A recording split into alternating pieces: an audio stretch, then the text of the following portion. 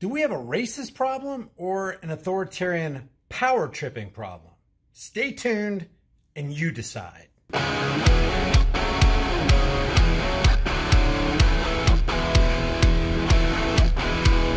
Hey guys, before we get into today's video, I want to give a real quick shout out to today's sponsor, Virtual Shield VPN. And the reason I promote it, guys, is because I use it every single day and I know that it works, and I've proven it in videos in the past. If you use the link in the description, you're going to get 50% off, and that's going to help you protect your identity, your activity, and your location anytime you're surfing on the net. That link is in the description below. Now, I want to talk about this. This is something new that has come up on the horizon. This is with a guy named Travis Price and his brother Ricky Price. But I want to play the video for you first, and then I want to put this against the backdrop of how people are making this into a racial issue, guys.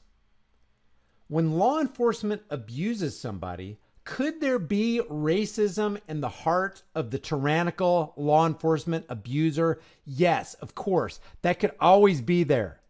But they always make it an issue of race. And guys, when you're dealing with a power-tripping law enforcer or a power-tripping politician or a power-tripping military man or whatever, the common denominator is authoritarianism. It is not racism.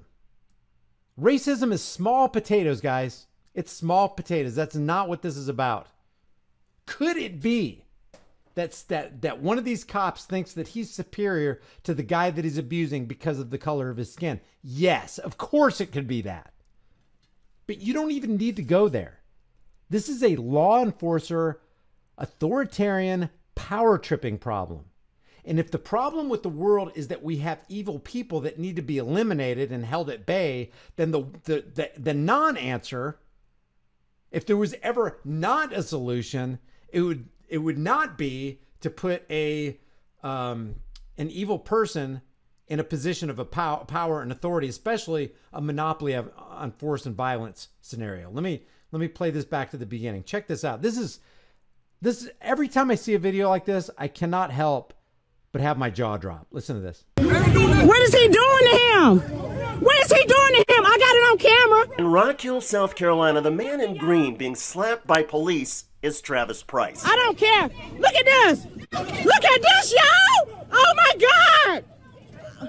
Oh, my God. Look at the dog. Look at this. He ain't doing nothing. Y'all, look, he not doing nothing. The man in blue up against the police car is Price's brother, Ricky. Look at him, y'all. Look at the police. Look at the police. He got him on the face. Travis is a good boy. He is a good boy. Look how they tasing him, y'all. I'm getting closer. Look how they beating his ass. He ain't even doing nothing. Get off of him. Get off of him. Oh, my God. Oh, my God. Get off of him. He is beating him. Oh, my God. That's fucked up. That's fucked up. They locking him up for nothing. Police say they were conducting surveillance on Ricky Price when they pulled him over for an illegal turn. He pulled into the gas station and called his brother Travis for help. They must got it in for you. During the search of Ricky's car, police say they found 2 bags of marijuana, a bag of crack cocaine, and a handgun. When his brother Randy arrived... So what? So what? So what that he had that stuff in his car? Handgun. Right to keep and bear arms shall not be infringed. Drugs, I don't care what kind of drug it is. Right to pursue life, liberty, and happiness. These cops are literally violating their oath just based on things that this guy has in his own personal vehicle that is consistent with him pursuing life, liberty, and happiness and self-defense, and they're going to take him down for that. Police appeared to let him take some personal items they had removed from Ricky, including jewelry. The video shows Travis, a 33-year-old with no record, complied with officers throughout. Once the white cop... Look at this. The guy's got his hands up the whole time. Doesn't look like he's resisting. Cops began using force on him against the fuel tank. His brother Ricky allegedly resisted, prompting officers to attack him as well. He ain't even doing that. Get off of him. And while Ricky Price was on the ground, a cop punched him repeatedly. Look at his face. Oh, my God. Y'all, look at his face. wrong for that. Y'all wrong for that. You going down. I'm going to court with you. South Carolina law enforcement officials. I don't listen to what this guy has to say, but look at this. Officers identified the controversial arrest of Ricky Price. Warrants provide new details as one of two South Carolina brothers. Arrest sparks protest. Yeah, there's a lot of protests on this. Listen to what this local newscaster said right here. On a case in Rock Hill that led to some protesting after the video of an arrest was put on social media. Today we learned which officers were involved, and we heard from one of them in court. South Carolina reporter Greg Suskin takes us through what that officer said happened in that arrest. As this community is still awaiting the release of body camera video. Yeah, I noticed that in that news article. It said white cops let's make race the issue. Showing the arrests of Ricky and Travis Price, as well as trying to find out what the SLED investigation uncovers about the actions of those officers. Today we did learn who those police officers are.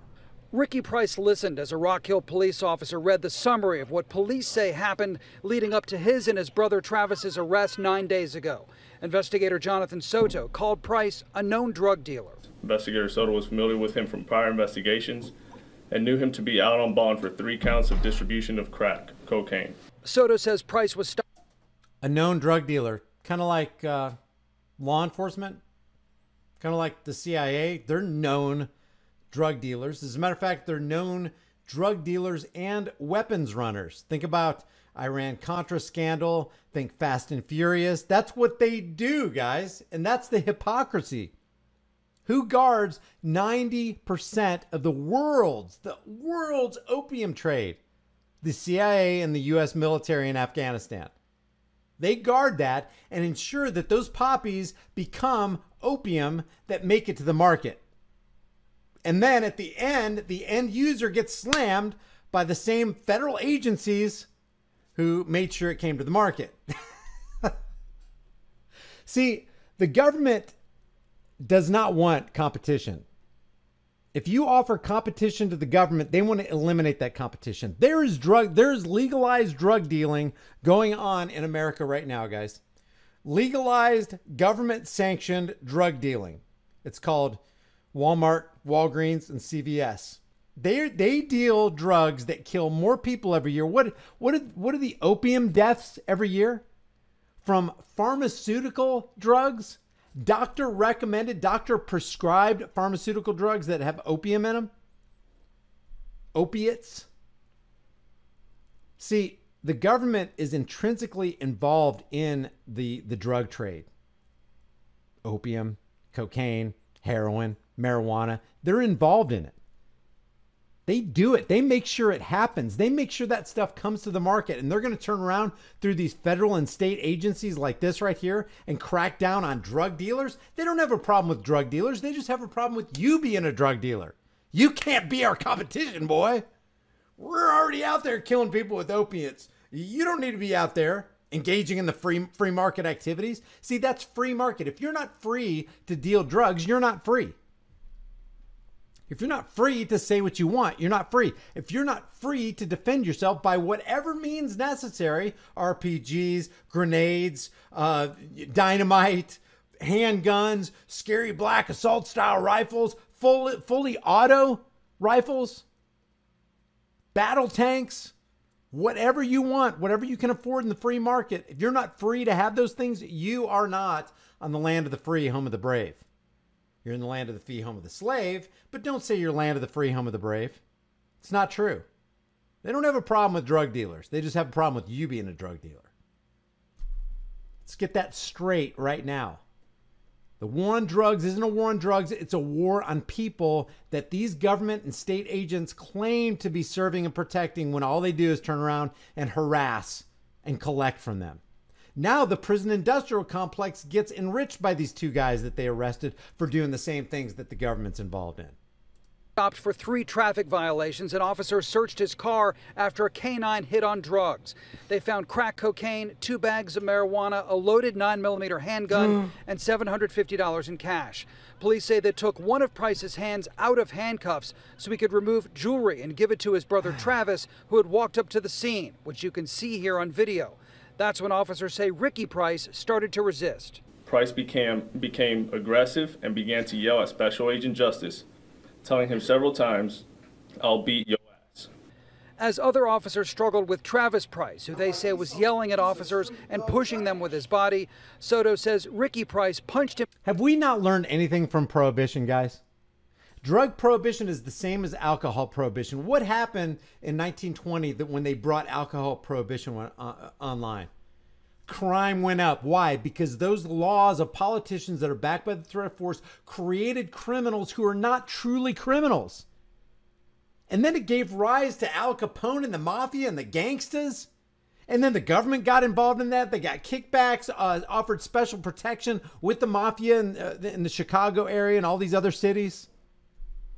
Prohibition gives rise to crime and disempowers and dehumanizes everybody else who's not part of the mafia or part of the government crime ring.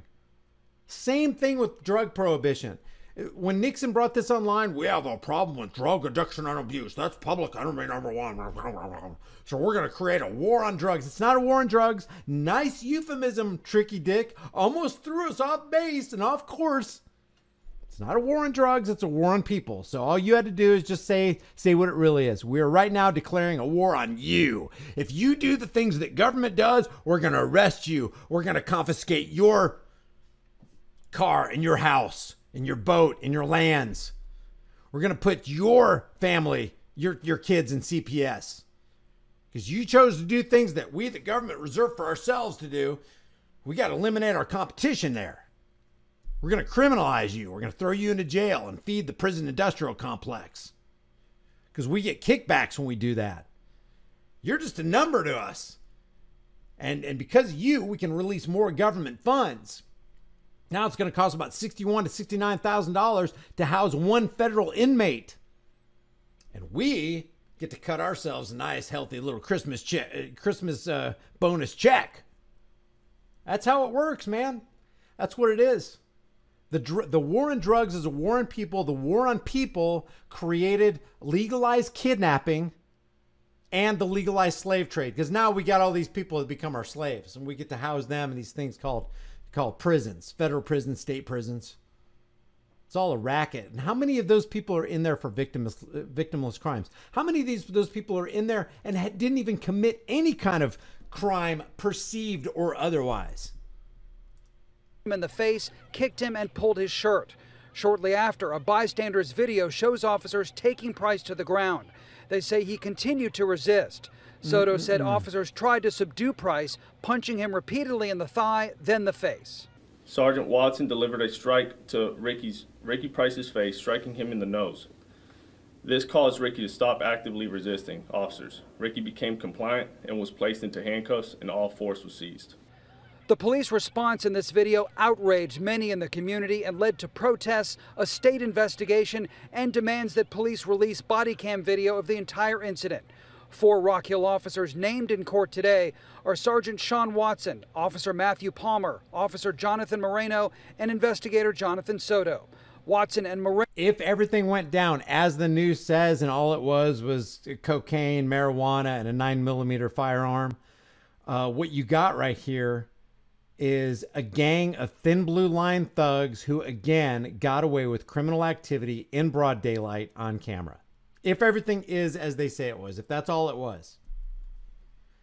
If that Ricky Price and Travis Price did not threaten to harm somebody, steal somebody's stuff, kill somebody, there is no crime.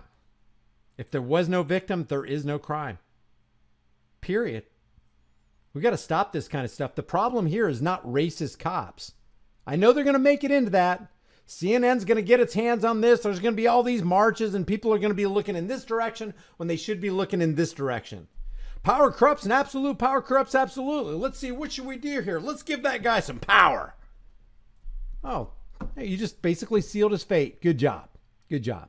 You gave that judge power. You gave that politician power. You gave that president, that governor, that law enforcer. You gave them power. None of the rest of us have. What could possibly go wrong? And now all of society is all worked up about the wrong thing. It's racism. There's racism and everybody's drunk on their own racism. That's the problem. We got systematic racism and systemic racism. It's running rampant. So now we got to teach critical race theory. That'll solve everything. And then people get up in schools at these school board meetings going, we don't want critical race theory, when they really should be saying, I'm pulling my kids out of public school. Ain't going to happen anymore. Because like Malcolm X said, it is the fool that turns his children over to have his enemy teach those children. Are the ones on leave while SLED investigates the incident and the use of force. Again, this prelim today only focused on the charges against Ricky Price. They did not show any video in court or did not discuss the actions of officers making that arrest. We do know that body camera video from police should be released no later than a week from today. Why a week from today? Now, Ricky Price's brother, Travis, was also arrested in that incident. Police say that Travis bumped officers with his body and also yelled at them. Earlier this week, his attorneys released video saying it showed Travis Price was calm and followed commands from officers and shouldn't have been arrested. So basically, people marched about this. Let me make sure this isn't going to play right here. People marched about this. Let's see. I want to show you. There was some big march that happened. Anyway, they got together in Rock Hill, South Carolina. Everybody's marching because, man, this is just racism. But nobody marched for James King. Not King James, but James King. Does anybody know the story about James King? Let's review the story of James King. And let's ask ourselves, now, if all these people really care about justice, no peace, how come nobody marched for James King? You want to see something unfair. You want to see something egregious. You want to see tyranny at work. You want to see the bottom line problem of what's going on here. Has nothing to do with the guy in the grass with his face in the dirt. Has nothing to do with the color of his skin. Has everything to do with what's in the mind of these badged law enforcers. Watch this. Let me refresh your memory about James King. When these police officers mistook my identity and assaulted me, they did not have my rights in mind. Because instead of admitting that they were wrong, they charged me with 3 felonies. 911 emergency. Yeah, no, it's exactly. Coconut Smasher in the room. He says, what about Daniel Shaver and Kelly Thomas, both white guys? What about James Boyd from Arizona, who got summarily shot to death and the dog mauled him? Mauled his body. Kelly Thomas, Daniel Shaver, James Boyd, all white guys. Philando Castile, Eric Garner, black guys. It doesn't matter about the color of your skin. The common denominator was authoritarian, badged power trippers. That is the problem. The problem is power corrupts. Oh my God, they're pounding him in the head. They're going to kill this man. I got out of work early, walking on the sidewalk on a sunny summer day, going to my internship. I was calling my sister at the time and somewhat distracted by looking at my phone when 2 men approached me, stepped toward me off the curb and said, hey, who are you? And I said, I'm James. And they asked me, is that your real name? I said, yes, that's my real name. But one of them stepped behind me, boxed me out, and took my wallet out of my back pocket. What would you do if somebody did that? 2 guys approach you, 1 guy steps behind you, takes your wallet. What would your reaction be? And these were plainclothes police officers. What would your reaction be even if they weren't plainclothes? What if they were in their uniform and did that? Guys, a thug is a thug, and a uniform, a badge, and a utility belt and claiming to come with the authority of the state doesn't change your thuggish behavior. So I went to run, to flee, and I was tackled and ultimately beaten pretty severely. I was screaming for someone to call the police.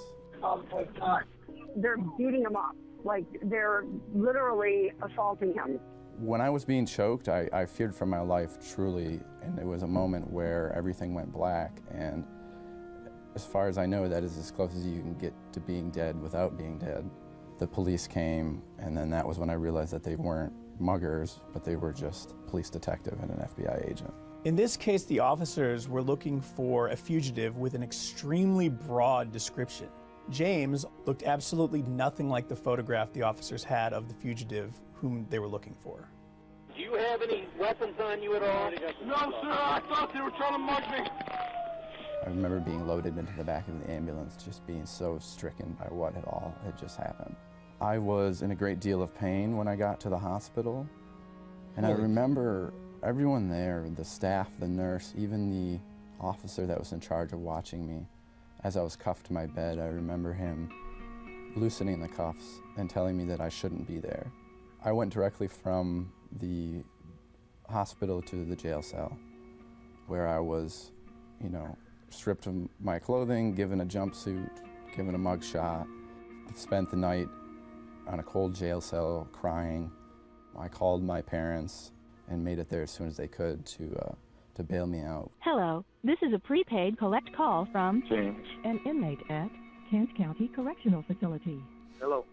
Hey. We're getting screwed. I'm going to prison, I think. No, I don't think that. We're going to get a bondsman and get you out of there. It's $50,000. I know. This is bad. This is really bad. After I was released from jail, much to my surprise, the police officers charged me with 3 violent. This angers me so much, man. This is so freaking unjust. Justice demands more than that all these officers lose their jobs, guys. It demands way more than that. You know exactly what I'm talking about. The hammer would fall on you and me if we as a gang got together and did that to a guy. Felonies. And I had to go to trial 6 months later. I spent that whole 6 months probably the most scared and the most stressed I've ever been in my entire life, having no idea if I'm gonna spend the next 10 years of my life in prison for something that I didn't do. I remember my attorneys telling me, most people don't win against the government, and we know that you did nothing wrong, but if they offer you a plea, you should consider taking it. No way. And they did, and I said no. I said, no, I didn't do anything wrong. What happened to James is not an isolated incident. Typically, people just don't hear about it. That is what is sobering, guys. What's sobering is what happened to this guy is not isolated. It happens a lot every single day, and we got to rise up against it. I don't care if you're black, white, Hispanic. They want us divided, so we don't rise up against this. It ain't about the color of this guy's skin or the fact that he was the wrong color. Them for any number of reasons. In a situation like James's, where a prosecutor brings several serious felony charges against someone, they'll typically take a plea deal to avoid going to trial and potentially spending decades in prison. And once they do that, their ability to go after the officers or hold them accountable for violating the Constitution basically evaporates. They will try to manipulate you into taking a plea deal. Here, I'll tell you what, we're going to give you a light sentence if you just admit, just take the plea. Take this plea deal. It's the best deal you got. No, screw you. I'm innocent. I'm innocent. Did nothing. I'm going after these cops. Let's see. When the jury came back, they unanimously acquitted me of all charges. I cried. My family ran towards me. And I remember as I was walking out of the... And even if you are acquitted, it's not without cost. How much did it cost this family in dollars and time? How much did it cost them in internal grief and turmoil? In the courtroom, one of the jurors ran up to me and she gave me a hug and she said, "I'm so thankful." She said, "I knew the whole time that you did not belong there and these men did terrible things to you." This case illustrates the lack of accountability that takes place when a police officer or an FBI agent violates someone's constitutional rights. One of the main ways that the government avoids accountability for violating the Constitution is through a doctrine that's called qualified immunity. Yep. And it says that a government actor is allowed to violate your constitutional rights. You can't do anything about it unless a court has already decided that the actor's specific actions are in fact a constitutional violation. After the assault, I dropped out of Grand Valley State University, which I was going to at the time. Parts about everything that I've endured is not just the incident as it happened when it happened, but all the repercussions since then. Missed job opportunities, but I cannot work federal jobs. That he has any blemish on his record right here is just a testimony to the fact that it's not a justice system, it's an injustice system. For the United States Supreme Court to make things right in James's case and more broadly in constitutional litigation, it needs to revisit this concept of qualified immunity. Hell yeah, it does. And take a more engaged role in evaluating how difficult it is for plaintiffs to bring lawsuits against government officials who violate the Constitution. James's case is part of IJ's new project on immunity and accountability.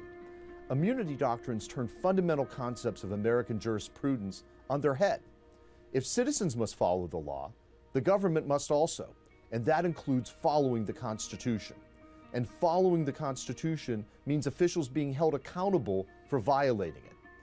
The Institute for Justice represents James to ensure that law enforcement officers can't operate above the law and free from the Constitution. I didn't know this was an Institute of Justice, Institute for Justice commercial. For actions. They were out of control pounding him.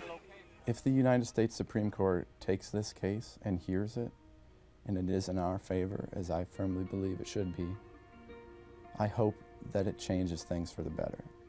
I hope that there is accountability for these officers and for the other departments that do this kind of thing and get away with it.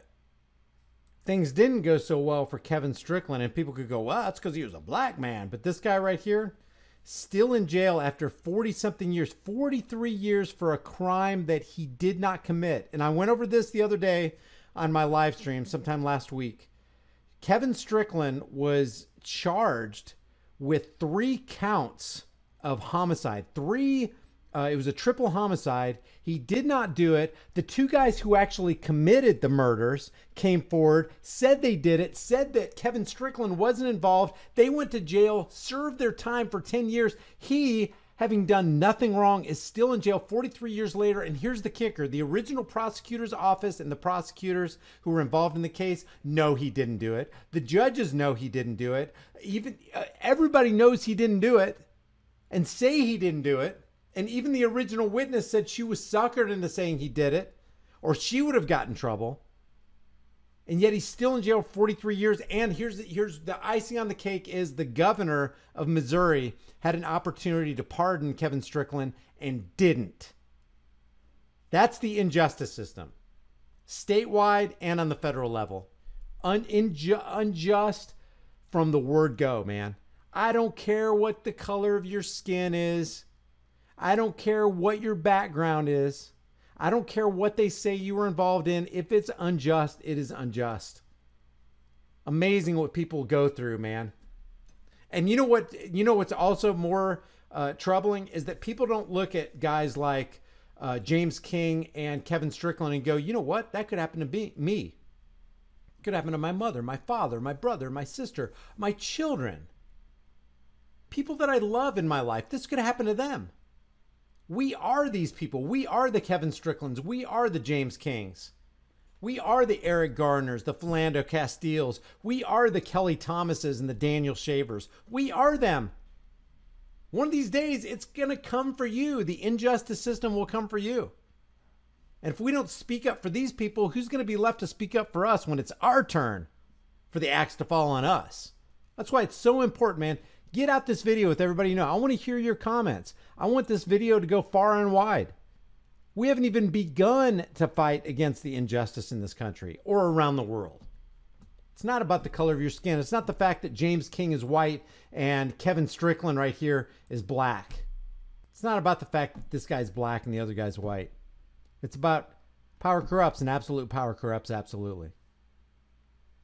This guy's in jail for 43 years. Everybody knows he didn't commit the crime. And the people who actually commit the crime only serve 10 years each. Get the frick out of here with that nonsense.